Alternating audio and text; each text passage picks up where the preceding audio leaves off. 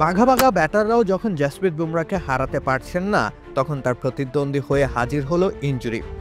বছরের শুরুতে সিডনি টেস্টে চোট পেয়েছিলেন তিনি, এরপর আর চ্যাম্পিয়ন্স ট্রফি খেলা হয়নি। এমনকি আইপিএল এর প্রথম দিকেও বসে থাকতে হবে মাঠের বাইরে। এভাবে বারবার বাধা পেলে ক্যারিয়ারে এগিয়ে যাওয়া কঠিন হয়ে যাবে এই পেসারের জন্য। তাই তো কিংবদন্তি গ্লেন ম্যাকগ্রা এগিয়ে এলেন পরামর্শ নিয়ে।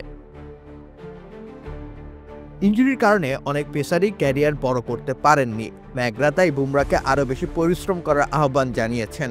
ফিটনেস এবং রিকভারিতে যেন কোনো ছাড় না দেন সে ব্যাপারেও খেয়াল রাখতে বলেছেন তিনি। নিজের সঙ্গে তুলনা করে এই অজি পেসার বলেন, বুমরাকে আরও বেশি কষ্ট করতে হবে। ফাস্ট বোলিং করা অনেকটা গাড়ি চালানোর মতো, যদি নিয়মিত জ্বালানি না নেন তাহলে আজ বা কাল সেটা শেষ হয়ে যাবে। আমার ক্ষেত্রে ট্যাঙ্ক বড় ছিল কারণ আমি তার মতো এত জোরে বল করতাম না।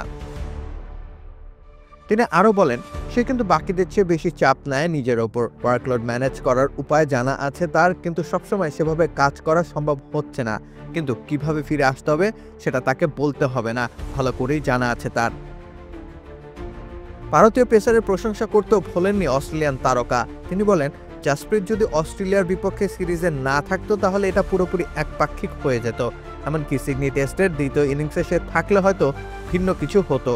একটানা 5টা টেস্ট খেলা কিন্তু কঠিন ব্যাপার। ভারতের উচিত তাকে সঠিকভাবে ব্যবহার করা। তবে কি এই এশিয়ানি অজি দুর্গে ভ্রমণ করা সেরা বোলার? উত্তরে ম্যাকগ্রা বলেন, পরিসংখ্যান তো তাই বলছে। সে আসলে অপ্রতিরোধ ছিল, প্রতি ওভারই মনে হচ্ছিল উইকেট নেবে। আমার অবশ্য এমন পিচে বোলিং করতে পারলে ভালো লাগতো। রাকিব হোসেন রুম্মান, খেলা ৭১।